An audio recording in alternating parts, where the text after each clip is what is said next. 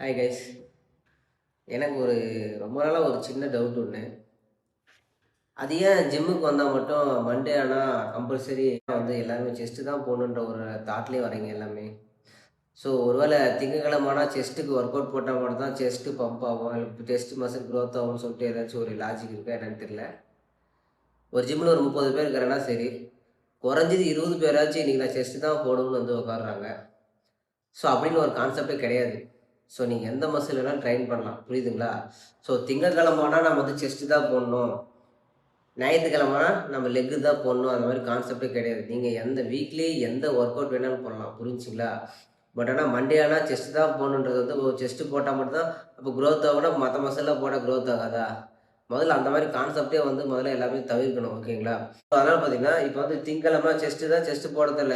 Shoulder ஃப்ரீயாக இருக்கா, shoulder போடுங்க, லேட் போடுங்க, ட்ரைசப் போடுங்க, பைசப் போடுங்க. ஸோ எது வேணாலும் போடலாம். நான் பர்டிகுலராக இந்த மசில் தான் ட்ரெயின் பண்ணுவேன், இந்த டேல தான் ட்ரெயின் பண்ணுவேன் அப்படின்ற கான்செப்ட் லாஜிக்கே கிடையாது, புரிஞ்சுங்களா?